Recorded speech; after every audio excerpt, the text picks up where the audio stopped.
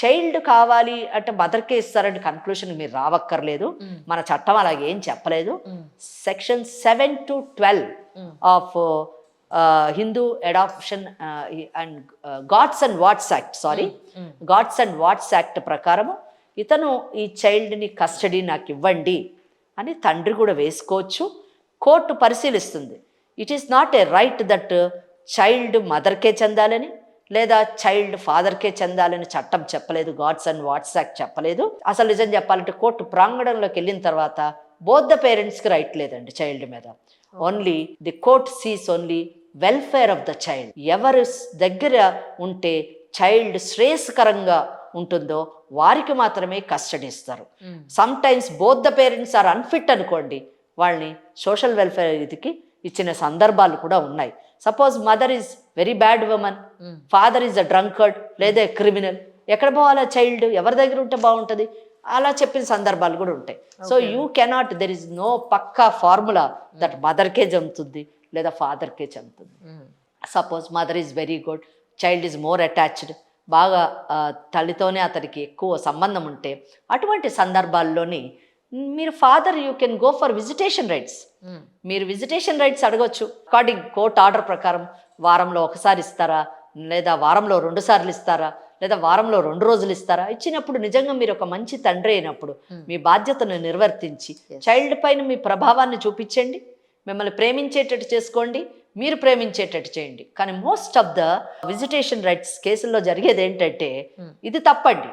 అంటే చైల్డ్ ని మీరు ఏ విధంగా సైకలాజికల్ గా పాడు చేస్తున్నారు అని చెప్పడానికి ఆ 2 గంటలు వీళ్ళు చేసే పని ఏంటంటే మీ నాన్న చాలా చెడ్డోడు లేదా మీ అమ్మ చాలా చెడ్డది, ఈ 2 గంటలు ఇది వీళ్ళు చెప్పేది. దాని నెట్ రిజల్ట్ చైల్డ్ ఒక డైలమా, ఒక ట్రామాలోకి వెళ్ళిపోతారు. అంటే అమ్మ మంచిదో తెలీదు, నాన్న మంచిదో తెలీదు. And some times very unfortunate ఏంటంటే చైల్డ్ మైండ్ మీద ఎంత పడుతుందంటే అండి, అవసరం వచ్చినప్పుడు లేదా అవకాశం వచ్చినప్పుడు అందుకే నాన్న నిన్ను అలా అంటాడు. ఎగ్జాక్ట్లీ. ఎంత బాధాకరం, బాధాకరం, చాలా బాధాకరం. అందుకే నాన్న నిన్ను ఇలాగంటాడు.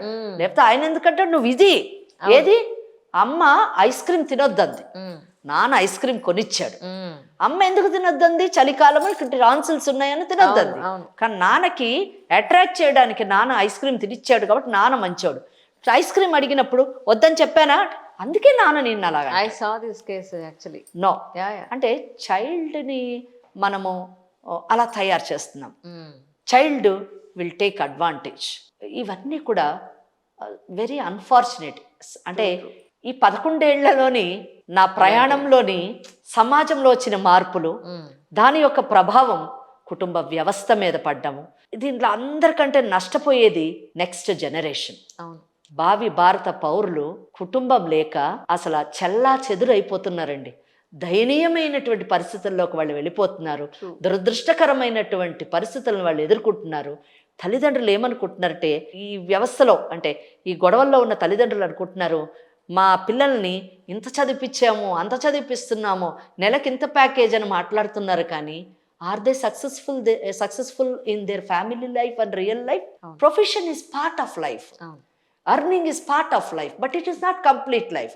కంప్లీట్ లైఫ్ ఈజ్ దట్ నువ్వు నీ వృత్తిలో ఎంత స్థాయిలో ఉన్నావో నీ జీవితంలో కూడా అంతే స్థాయిలో ఉండాలి. Family both should be balanced.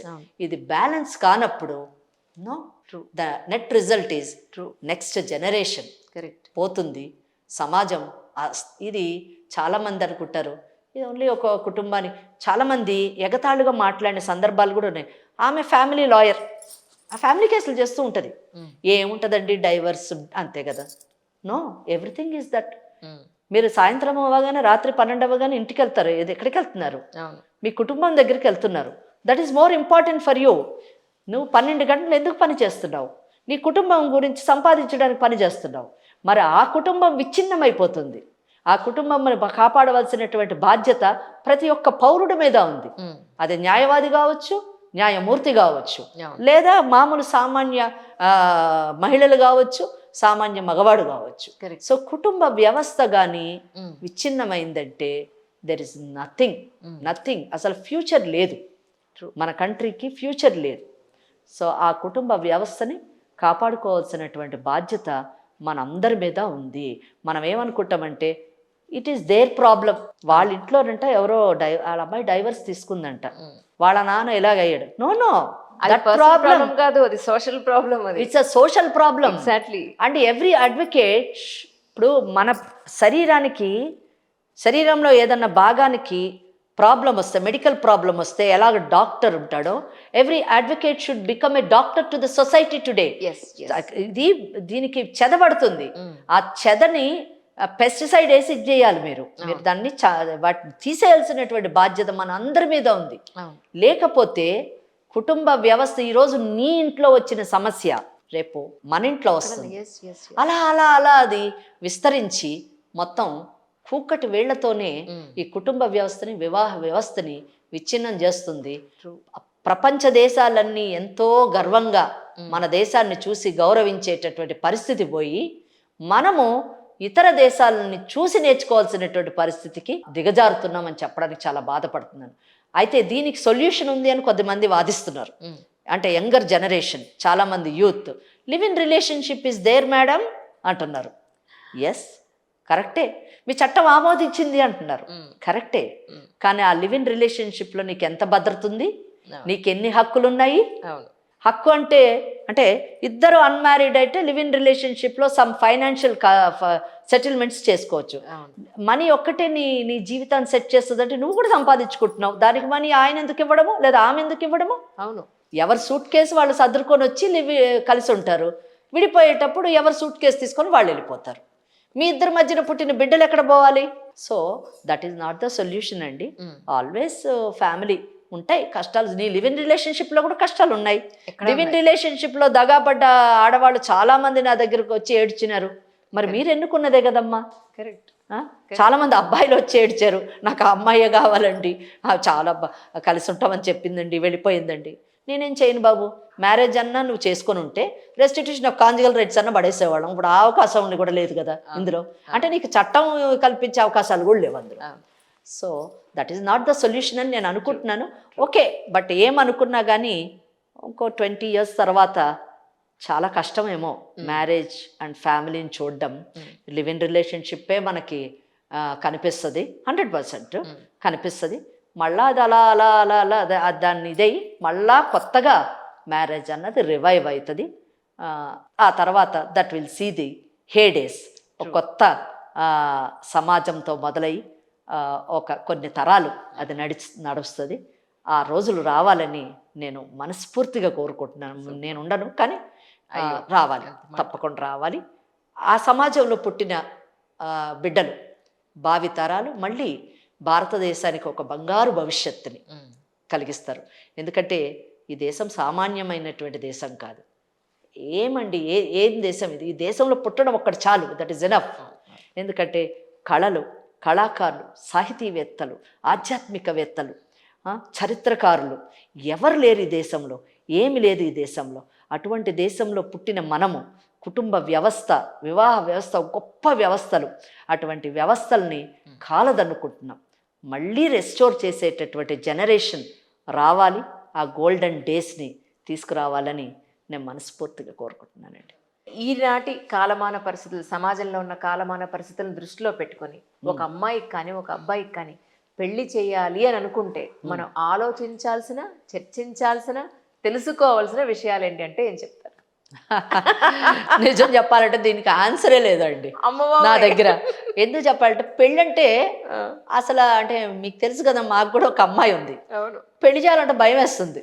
అంటే ఇప్పుడు పరిస్థితులు, ఇప్పుడున్న కేసులు చూస్తే ఎవరు మంచోళ్ళో ఎవరు చెడ్డోళ్ళో ఎలా తెలుసుకుంటాం చెప్పండి? మనకు ఆ కెపాసిటీ లేదు. జనాలు కూడా అంత బాగా యాక్ట్ చేస్తున్నారండి. యాక్ట్ చేస్తారు. నేను చాలా మంచోళ్ళని చాలా బాగా చెప్పుకుంటున్నారు. అది చాలా కష్టంగా ఉంది. బాగా చెప్పారు.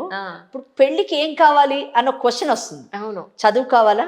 సరే, బాగా చదువుకున్న వాడిని తీసుకొస్తాం. నాకు తెలుసు కేసులు, చాలా గొప్ప గొప్ప చదువులు చదివిన కేసుల్లోని రాత్రవ్వంగానే అమ్మాయిని విపరీతంగా టార్చర్ చేసి కొట్టి తిట్టి హింసలు పెడుతున్న బాగా చదువుకున్న గొప్ప మగవాళ్ళ కేసులు నాకు తెలుసు. మరి చదువు అప్పుడు కొలమానం కాదు.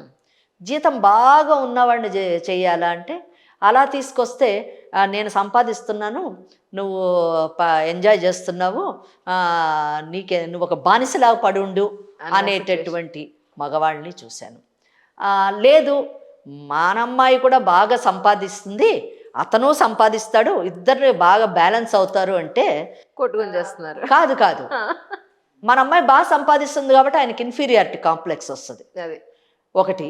రెండు, ఏంటి పొద్దున్న లేచి నువ్వు వెళ్ళిపోయి రాత్రి లేదా సాయంత్రం 5, 6 వస్తే ఇక్కడ వంట ఎవరు చేస్తారనుకున్నావు, లేకపోతే తిండి ఎవరు పెడతారనుకుంటున్నావు, ఈ చిన్న చిన్న విషయాలకి. ఒక వంట మనిషి ఉన్నా కూడా నేను 3 వచ్చాను, నువ్వు ఇంకా 6 మటుకు రాలేదు అని ఒక అర్థం చేసుకోలేనటువంటి వ్యక్తి భర్తగా వస్తే పరిస్థితి ఏంటి?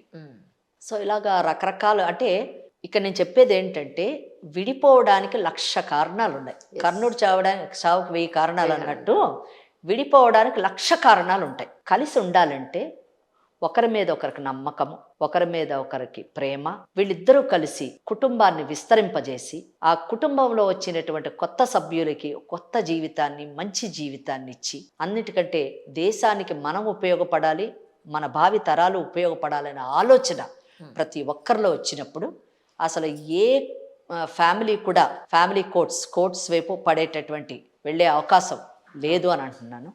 మీరు అన్నట్టుగా ఏం చూడాలి అంటే నేనైతే చెప్పలేను ఏం చూడాలి అని చెప్పేసి. ఒక మంచి మనసున్న మనిషిని చూడాలి. ఒక మంచి మనసు.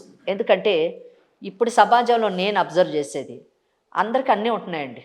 అందం ఉంటుంది, చదువు ఉంటుంది, డబ్బు ఉంటుంది. మనకు ఒకప్పుడు ఎప్పుడు చదువుకున్న వాళ్ళు చాలా రేరుగా కనిపించారు, ఇప్పుడు చదువుకోని వాళ్ళు చాలా రేరుగా కనిపిస్తున్నారు. ప్రతి ఒక్కళ్ళు డబ్బు సంపాదిస్తున్నారు, ప్రతి ఒక్కళ్ళకి హంగు ఆర్భాటం అన్నీ ఉన్నాయి. కానీ మంచి మనసున్న మనుషులు చాలా రేరెస్ట్. అది చాలా కష్టమైనటువంటి విషయం. ఆ మంచి మనసున్న మనిషిని ఎలా పట్టుకోవాలి మేడం అని నన్ను అడగండి, నాకు తెలియదు. మన అదృష్టం బాగుంటే మంచి మనసున్న మనిషి మనకు తటస్థపడతారు, లేని పక్షాన నో.